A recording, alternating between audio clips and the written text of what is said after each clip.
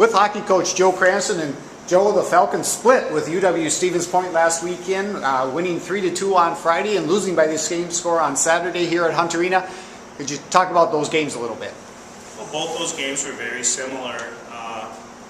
Interesting, the first game, we got down 2-0. When they got their second goal, bang, we got one to close the gap a little bit, and then bang, we got another one and tied it up, and that happened in the second game too. And then that first game though, we came back, and that third period, about halfway through, they had a defensive breakdown, and we had Amy ran right out front and called for a puck, and Brandon Breland fed her a pass right out. She hammered it home, and that was the difference in the game. It was fun to be in a game like that where we had a one-goal lead and had to hang on at the end, so we can learn how to play that type of game. And they had their goalie pulled, and traditionally they do that, and they've had some success. So that was a huge win for us, But then we came back, and the next day, just like we'd have 2 weekends in a row, and ended up getting the split. Same type of game, same thing.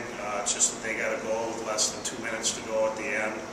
It was one of their goals where Angie made the initial save, she made the second save, then they banged home the second rebound off of her from kind of behind the net, and we just had our defenseman standing there, not getting the job done.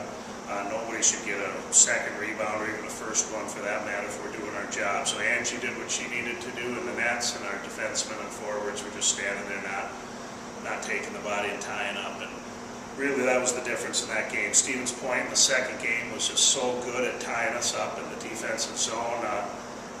Realistically, as a coach, I was thinking you could call them for a hold or a hook or an obstruction interference almost every penalty or almost every shift, call a penalty just because that's the way they played.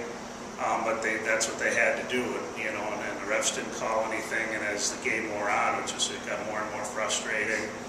We couldn't move our feet and get through the clutch and grab, and by the time they started giving us a few power plays, I think we were a little frustrated already.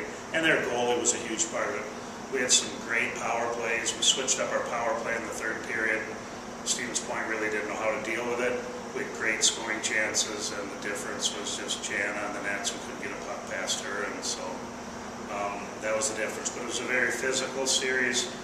We lost Danny Sibley early in that first game. She was out for the whole weekend with a concussion. We lost Allie Olson with a concussion. She's done now this weekend and our next 3 games. So it's just a physical series, and that's one of those things that we really this season have to stay away from and stay healthy, because once we get down by a play or two, it makes a big difference.